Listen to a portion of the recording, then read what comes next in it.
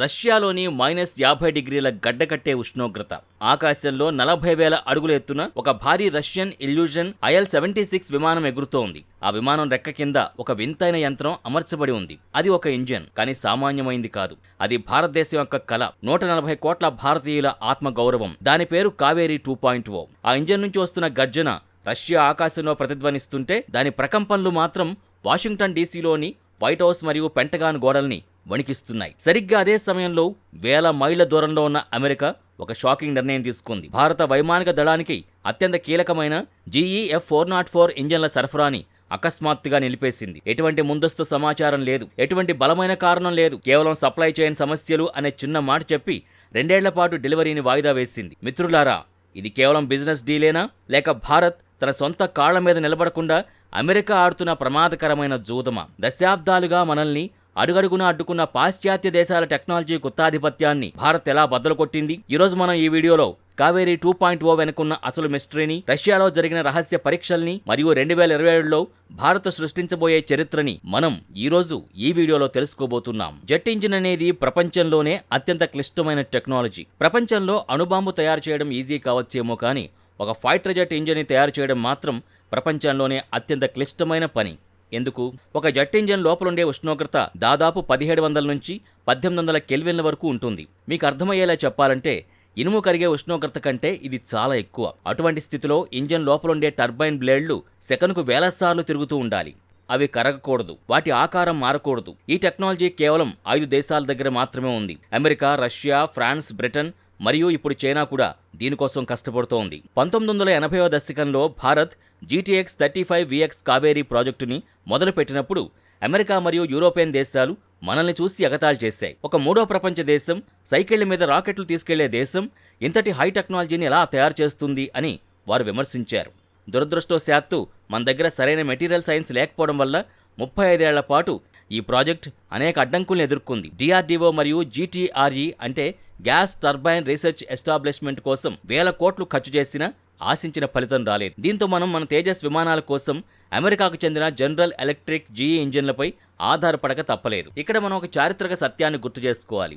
1990వ దశకంలో ఇస్రో కోసం రష్యా నుంచి క్రయోజెనిక్ ఇంజిన్ టెక్నాలజీని భారత్ పొందాలి అనుకున్నప్పుడు ఇదే అమెరికా అడ్డుపడింది.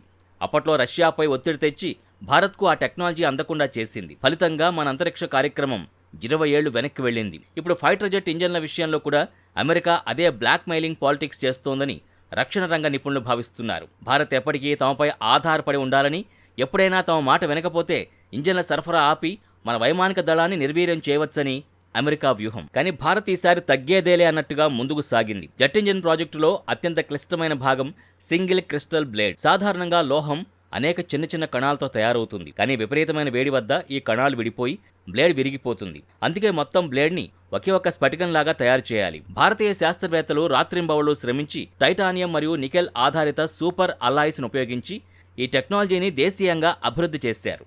ఇప్పుడు భారత దగ్గర 1700 కెల్విన్ల వేడిని తట్టుకునే బ్లేడ్లు ఉన్నాయి. ఇది తెలిసిన వెంటనే వాషింగ్టన్లో ఆందోళన మొదలైంది. ఎందుకంటే భారత్ ఒకసారి ఈ కోడ్ని డీకోడ్ చేసిందంటే ఇక అమెరికా ఇంజిన్స్ని ఎవరూ కొనరు. ల్యాబ్లో పరీక్షలు చేయడం ఒక ఎత్తు, ఆకాశంలో ఇంజిన్ని పరీక్షించడం మరో ఎత్తు. దీన్ని ఫ్లైట్ టెస్టింగ్ అంటారు. భారత్ దగ్గర అంతటి ఎత్తున పరీక్షలు చేసే సౌకర్యం అంటే హై ఆల్టిట్యూడ్ టెస్ట్ ఫెసిలిటీ అప్పట్లో లేదు. అమెరికాని అడిగితే వారు ఖచ్చితంగా నిరాకరిస్తారని తెలిసి భారత్ తన పాత మిత్రుడు రష్యా వైపు మొగ్గు చూపింది. రష్యాలోని గ్రోమో ఫ్లైట్ రీసెర్చ్ ఇన్స్టిట్యూట్లో కావేరీ ఇంజిన్ను ఒక ఫ్లయింగ్ టెస్ట్ బెడ్గా మార్చిన భారీ విమానానికి అమర్చి పరీక్షించారు. -50 చలిలో ఇంజిన్ గడ్డకట్టకుండా పనిచేస్తుందా? 40,000 అడుగుల ఎత్తున ఆక్సిజన్ తక్కువగా ఉన్నప్పుడు ఇంధనం ఎలా మండుతుంది? విమానం గాల్లో ఉన్నప్పుడు ఇంజిన్ ఆగిపోతే మళ్లీ దాన్ని రీస్టార్ట్ చేయడం సాధ్యమేనా? ఈ పరీక్షలన్నీ అత్యంత రహస్యంగా జరిగాయి. రష్యా ఆకాశంలో కావేరీ ఇంజిన్ తన సత్తా చాటింది. ఇంజిన్ యొక్క కోర్ అద్భుతంగా పనిచేస్తోందని తేలిపోయింది. ఇది భారత్ సాధించిన సగం విజయం. ఇంజిన్ నడవడం ఒక ఎత్తైతే ఫైటర్ జెట్కి శత్రు విమానాల నుంచి తప్పించుకోవడానికి లేదా దాడి చేయడానికి అకస్మాత్తుగా వేగం పెంచే శక్తి కావాలి. దీన్నే ఆఫ్టర్ బర్నర్ అంటారు. కావేరీ ఇంజిన్ పాత డిజైన్లో ఈ ఆఫ్టర్ బర్నర్ విఫలమయ్యేది. ఇక్కడే భారత ప్రభుత్వం ఒక మాస్టర్ ప్లాన్ వేసింది. ప్రపంచంలోనే అత్యంత వేగవంతమైన సూపర్ సోనిక్ మిసైల్ అయిన బ్రహ్మోస్ని తయారు చేసిన బ్రహ్మోస్ ఏరోస్పేస్ బృందాన్ని కావేరీ ప్రాజెక్టులోకి తీసుకొచ్చారు. క్షిపణుల ఇంజన్స్లో వారికున్న అపారమైన అనుభవాన్ని కావేరీలో ఉపయోగించారు. ఫలితం అద్భుతం. ఫిబ్రవరి 2026లో జరిగిన కీలక పరీక్షల్లో ఆఫ్టర్ బర్నర్ లేకుండా 49 కిలోన్యూటన్ల శక్తినిచ్చిన కావేరీ బ్రహ్మోస్ టెక్నాలజీ సహాయంతో ఏకంగా 80 కిలో న్యూటన్ల శక్తిని విడుదల చేసింది. ఇది ఒక సాధారణ మార్పు కాదు, ఇది ఒక మహా విప్లవం.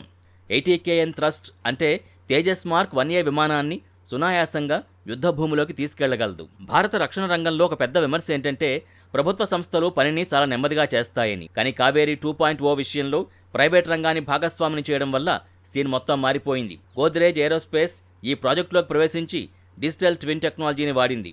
డిజిటల్ ట్విన్ అంటే ఏంటి? అసలైన ఇంజిన్ని తయారు చేయకముందే సూపర్ కంప్యూటర్స్లో దాన్ని పోలిన ఒక వర్చువల్ ఇంజిన్ని సృష్టిస్తారు. కోట్లాది రకాల పరిస్థితుల్ని కంప్యూటర్లోనే సిమ్యులేట్ చేస్తారు. దీనివల్ల ఏ భాగం ఎక్కడ విరిగిపోతుందో, ఎక్కడ వేడి పెరుగుతుందో ముందే తెలిసిపోతుంది. ఫలితంగా దశాబ్దాల పాటు పట్టే పరిశోధనలు కేవలం కొన్ని నెలల్లోనే పూర్తయ్యాయి. ఇప్పుడు గోద్రేజ్ కంపెనీ కావేరీ ఇంజన్స్ని భారీ స్థాయిలో ఉత్పత్తి చేయడానికి సిద్ధంగా ఉంది. కొంతకాలం క్రితం ఫ్రాన్స్కు చెందిన సాఫ్రాన్ కంపెనీ భారత్కు ఒక ఆఫర్ ఇచ్చింది. వారు మనతో కలిసి ఇంజన్ తయారు చేస్తామని, కానీ టెక్నాలజీ మాత్రం తమ దగ్గరే ఉంటుందని చెప్పారు. దీనిపై భారత్ నిర్ద్వంద్వంగా తిరస్కరించింది. మేము కేవలం అసెంబ్లీ చేసే దేశంగా ఉండదలుచుకోలేదు, మేము టెక్నాలజీకి యజమానిగా ఉండాలి అనుకుంటున్నామని భారత్ స్పష్టం చేసింది. కావేరీ 2.0 ఈ ఆత్మనిర్భర్ భారత్ నినాదానికి నిదర్శనం. 2027 సంవత్సరం భారత రక్షణ చరిత్రలో ఒక మైలురాయి కాబోతోంది. ఇప్పటివరకు ఇతర విమానాల రెక్కల కింద పరీక్షించబడిన కావేరీ 2.0 మొదటిసారిగా ఒక సూపర్ సోనిక్ తేజస్ ఫైటర్ జెట్లో అమర్చబడుతుంది. దీన్ని ఫ్లయింగ్ టెస్ట్ బెడ్ అంటారు. దీనికోసం విదేశాలకు వెళ్లాల్సిన అవసరం లేకుండా కర్ణాటకలోని రాజనకుంటేలో DRDO ఒక అత్యాధునిక నేషనల్ ఎయిర్ ఇంజిన్ టెస్ట్ కాంప్లెక్స్ని నిర్మిస్తోంది. ఇక్కడే కృత్రిమంగా -డిగ్రీల చలిని, ఆక్సిజన్ లేని పరిస్థితిని సృష్టిస్తారు. 2027లో తేజస్ కావేరీ ఇంజన్తో గాల్లోకి ఎగిరిన రోజున అమెరికా గుత్తాధిపత్యానికి చరమగీతం పాడబడుతుంది. కావేరీ ఇంజన్ కేవలం తేజస్ కోసం మాత్రమే అనుకుంటే మీరు పొరపడినట్టే. దీని వెనుక ఒక భారీ వ్యూహం ఉంది. భారత్ ఘాతక్ అనే అత్యంత రహస్యమైన స్టెల్త్ డ్రోన్ని తయారు చేస్తోంది. ఇది శత్రువుల రాడార్లకు చిక్కకుండా వారి భూభాగంలోకి వెళ్లి బాంబులు వేసి రాగలదు. ఈ ఘాతక్ డ్రోన్కి ఆఫ్టర్ బర్నర్ లేని డ్రై కావేరీ ఇంజన్ని వాడుతున్నారు. అంతేకాదు భారత్ అభివృద్ధి చేస్తున్న 5th generation fighter jet AMCA కోసం 110 నుంచి 120 కిలో న్యూటన్ల ఇంజన్ కావాలి. కావేరీ 2.0 ద్వారా మనం పొందిన అనుభవం మరియు 1700 kelvin metallurgy technology AMCA engine తయారీకి గట్టి పునాది వేస్తోంది. ఇది పాక్కు, చైనాకు పెద్ద దెబ్బని చెప్పొచ్చు. అయితే భారత్ ఇలాంటి వ్యూహాలతో శత్రు దేశాలకు చెక్ పెడుతోంది. అయితే ప్రస్తుతం ఇలాంటి తరహా వ్యూహాలతో పాక్ లాంటి దేశాలు మన జోలికొస్తే పరిణామాలు చాలా తీవ్రంగా ఉండే అవకాశం ఉంది. అయితే దాడుల విషయంలో భారత్ ఎప్పుడు వ్యూహాత్మకంగా ఉంటుందనే విషయం మనకు తెలిసిందే. 2030 నాటికి భారత వైమానిక దళం దగ్గర వందలాది తేజస్ విమానాలుంటాయి.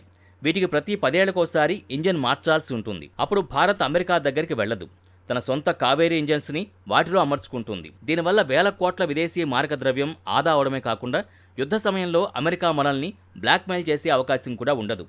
ఒకప్పుడు భారత్ అంటే ఆయుధాల్ని కొనే దేశం, కానీ ఇప్పుడు భారత్ ఆయుధాల్ని అమ్మే దేశం, అంటే సప్లయర్గా మారుతోంది. ఆఫ్రికా, ఆసియా మరియు దక్షిణ అమెరికా దేశాలు చౌకైన మరియు శక్తివంతమైన భారతీయ ఇంజన్ల కోసం ఎదురుచూస్తున్నాయి. చివరిగా ఒక ప్రశ్న, కావేరీ 2.0 సాధించిన ఈ ఘనత చూస్తుంటే మన రక్షణ రంగంలో DRDO వంటి ప్రభుత్వ సంస్థల కంటే ప్రైవేట్ కంపెనీలకే ఎక్కువ బాధ్యతలు అప్పగించాలని మీరు భావిస్తున్నారా? లేదా దేశ భద్రత దృష్ట్యా ప్రభుత్వం నియంత్రణలోనే ఇవన్నీ జరగాలా? మీ అభిప్రాయాన్ని కామెంట్ సెక్షన్లో తప్పకుండా తెలియచేయండి. మరో ఇంట్రెస్టింగ్ వీడియోతో మళ్ళీ కలుద్దాం. జై హింద్.